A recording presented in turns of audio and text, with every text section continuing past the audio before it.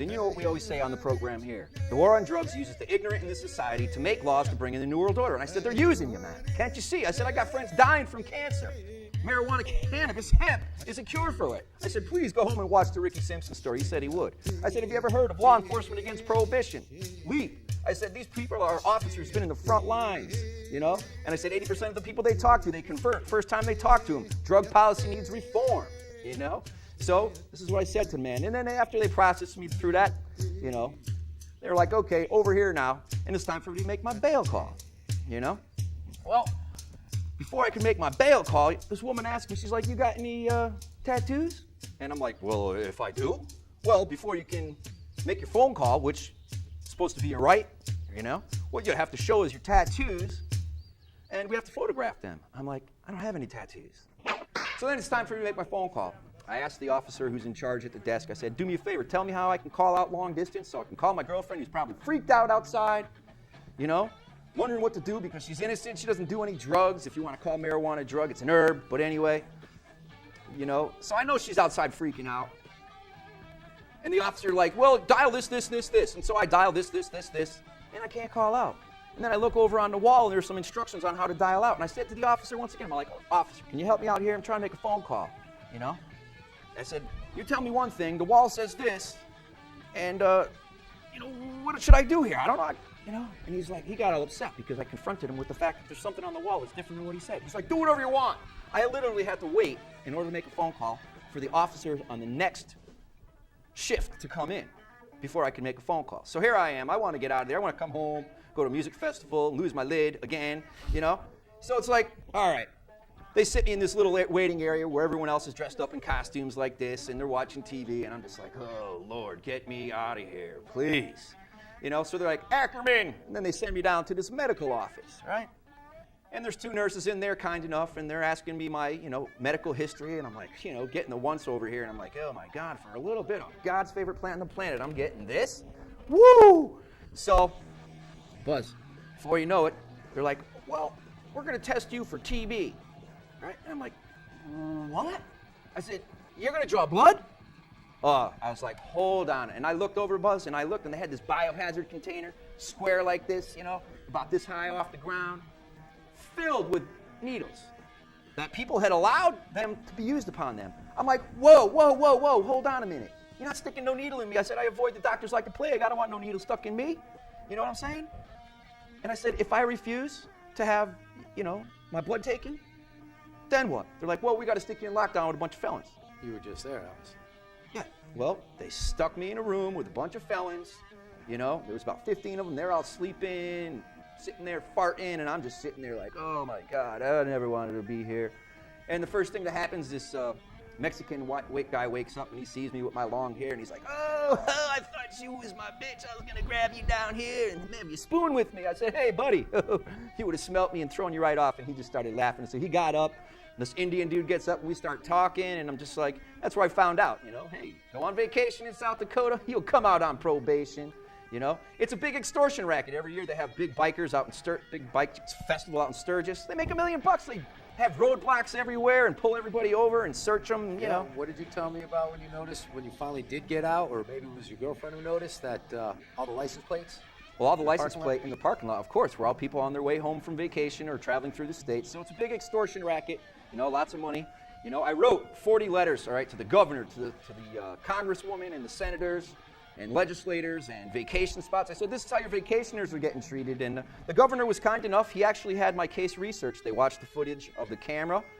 But see, what they seem to forget is the search and seizure thing, you know, your Fourth Amendment right. You know, this drug war opens up a floodgate, you know, to destroy our rights, folks. If we don't know our rights, we'll never be able to pierce the conscience of these law enforcement who are simply just like good children doing what they're told. But the fact of the matter, we're not the ones who take an oath to uphold the Constitution, the Bill of Rights, to protect us from enemies within and without. We've shown you how the CIA and the federal government brings in the drugs in order to, and they justify it by fighting communism around the world and blah, blah, blah. But instead, you know, they leave the wreckage, you know, the whole crack epidemic. You can thank the federal government for how many people's lives have been destroyed and ruined. Let me tell you, people, how many people are in prisons, you know? This kills me, and this is why we sit here and we do our rants, hoping somehow, some way, by the miracle of God, you know, that this drug war will come to an end and cease. Well, just to kind of backtrack a couple sentences my there, brother. you talked about the police taking an oath to protect and preserve and defend the Constitution of the United States. That's from what you've shown me on a few of the Texas State Police or troopers oath. Didn't even mention Constitution of the United States. It mentioned the Constitution and the laws of the state that they were serving. So, they're not even being obligated to defend the Constitution, the overall principles of, right to free speech, because if they passed a law in the state, just like what Hitler did to exterminate the Jews, passed a whole bunch of laws. Next thing you know, it's illegal to be a Jew, or however, I don't know the details of the laws, but that's what they're swearing to uphold.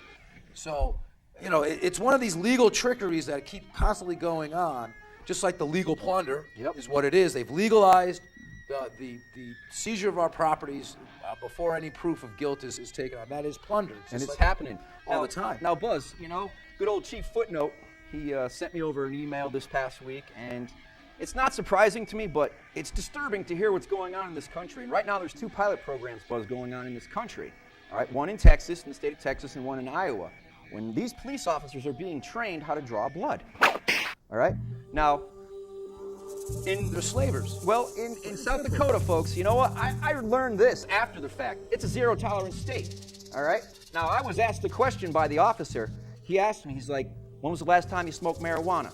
Right after he found my marijuana. And I said to him, without thinking, and this, I didn't conjure it up, I said, 48 hours.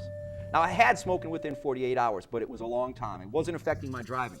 But they have a drug driving policy, all right? Now, the reason that they wanted my urine and the reason that they wanted my blood, because if they could test it and find that there was a presence within my blood, well, there would be no bond for me. I would have to go see the judge, and I would get up to $1,000 fine and or up to 1 year in prison. Now, I have Starting immediately, I guess. Yes. Well, I have to tell you, Buzz, this really disturbs me, and one of the things that I learned while I was out there about South Dakota and its zero-tolerance drug policy, which is nothing but a front for social profiling and extortion, folks, all right? And this is exactly what I told the congresswomen and the senators and the governor. I said, look, what's actually going on, this war on drugs, Buzz, this really, really disturbs me, all right? There's this gentleman, all right, who I happened to talk to. I was, when you get yourself in a predicament, where, all right, in order for me to clear myself, I would have had to go back out to South Dakota, come up with money that I didn't have, turn myself in, and, in order to not have a warrant. I mean, I have a warrant out for my arrest now. The woman police officer who finally told me, if you want to make a long-distance call, dial 1-800-AT&T, okay? So it cost me $10 to make a phone call to someone who's outside the door, all right? And, she told me, she said, they're not going to extradite you for a misdemeanor charge, and I'm like, costly. I'm like, well, that's good, But there's this gentleman who's been a lifelong advocate and proponent for legalization and for marijuana, And folks, marijuana is the gateway drug, the gateway to truth and understanding, all right? And that's what I'm talking about. And I think you out there who know what we're talking about know exactly the truth of the matter here. Well, this guy, his name is Bob Newland, all right, out there in South Dakota. Now, he's been a proponent, works with NORML. And so he got charged with possession with intent to distribute more than an ounce but less than a half pound. And I guess it's a Class 5 felony punishable up to 5 years. And anyway, what happened to him was he ended up getting a suspended sentence, and he served 45 days, all right? But the real charge that they gave him, now, Buzz, you know anything about your First Amendment right? You know what that is all about? Expression, religion. Oh, my God. Folks, give me 1 second. And I'm going to dig it out right here because you know what? This needs to be said because what they've done to this man, I'm telling you, the drug war has opened up the floodgates to destroy this country, and that's why we're here ranting on the subject, folks.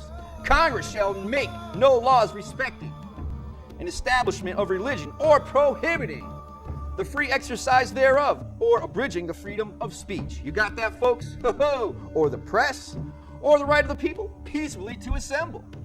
All right? And to petition the government for redress of grievances. Folks, all right, what happened to this man, all right, Bob Newland, was that they gave him a gag order. He cannot speak about legalization or re-legalizing or decriminalization for 1 year. Now, what happened to his First Amendment right? Out the window, down the crapper. Folks, how could this be? You got to say to yourself, I hope you're a little bit disturbed out here because we ain't sitting here just for the fun of it, even though we're having a good time. You know what I'm saying? I don't know, Buzz. What do you got to say? You got anything to add? I've been ranting here. Well, what was it Thomas Jefferson said? Freedom is only for those who are willing to fight for it. And so it's just like, this guy gave up his freedom of speech, Bob. Newland gave up his freedom of speech on the condition of his release. So he actually, in one respect, I can understand him not wanting to agreeing to that condition to get out of prison. But do you know? But also the concept that they would even implement that right. You can't speak. But it's just par for the course. Look. The more we do these shows, Willie, the more I get just totally flabbergasted at the ignorance of the population, the audacity of the government, right. And the indifference of us all too, to not stand up for ourselves and do something.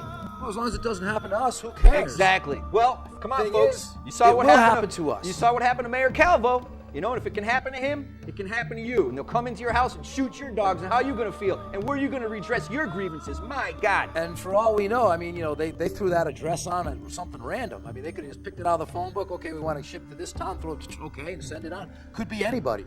Wrong address, and all of a sudden SWAT team comes raiding through your house, shooting your dog, your grandmother, and anything else that moves without permission or whatever. It's ridiculous. Well, come on, Buzz. We've discovered a long time ago when we had Peter Criss from Law Enforcement Against Prohibition. We talked about the 18th Amendment to the Constitution. In order for them to have alcohol prohibition, right? They had to not only amend it, but then re-amend it. Correct? Yep. And so this whole war on drugs is unconstitutional. It's a scam. All right, and if the federal government's bringing in the drugs, which we know they have been and are, all right, well, can law enforcement be your friend? Can they possibly be your friend? Now, once again, I'm going to reiterate, we are not cop haters. We want cop reform. We want accountability. We want reform to the SWAT teams across this country. Now, Mr. Newland, his sentence, all right, 45 days in prison, all right, and now a 1-year gag order. And there's a question here that comes up, and it says this. It says, Newland's sentence for marijuana possession compare with the sentences we dish out for drunk driving, a crime that possesses an immediate threat to public safety. We have banned. Very obvious. Have we ever banned any drunk drivers from arguing publicly? Do you know what I mean? No. Well, and that our DWI laws are too strict. Obviously. In the case of DWI, I think it's a case of poor stewardship on society, because getting totally inebriated and getting behind the wheel of a very heavy piece of machinery that you have very no control over is very irresponsible. But now, and the strict laws of the DWI laws have worked. I'm sorry to say that it's the threat of imprisonment, the threat of being caught that stops people. It's nothing like true ethics. Yep. We don't have that sense of right or wrong, that it's wrong for me to do this, even though I could get away with it. I'm still not going to do it because that's the right thing to do. So it's one of those you got to really take to home. Well, it disturbs me, people, and I know there's a lot of people out there, and I know it's true, a lot of people, okay, that have been busted for weed, for God's sake, and their lives destroyed, and there's no doubt in my mind, all right? Cigarettes and alcohol are way worse, all right, if you're going to have a vice. Those are way worse. No doubt, very detrimental. Cannabis, marijuana, hemp, undoubtedly, as I get older, I learn it truly is the gateway drug, folks, to truth and to understanding. We talked to Kathy O'Brien about how they would lower any drug except for that one. Well, people don't understand the context of that. We really don't have time, Buzz, to get into MK Ultra, mind control, CIA operation. Buzz, I want to thank you for spending time with me and, hearing my story. A pleasure. Remember, people, I got to tell you this, and I'll tell you over and over again. When freedom is outlawed, only outlaws will be free. Join us next week with the Department of Freedom, me, Silly Way Out Willie, and my brother of another mother, Mr. Buzzy Zipwag. That's right. Emergency bandhit system. This is only a test. Mad as hell! I don't like firefighters anymore! This is a test of the emergency bandhit system. The bomb hitters in your area, in voluntary defiance of federal, state, and local authorities, have developed this system to keep you informed in the event of a bomb hit emergency. If this had been an actual emergency, the attention signal you just heard would have been followed by official supply information, police scanner news, and emergency bomb hitting instructions. This concludes this test of the emergency bomb hit system.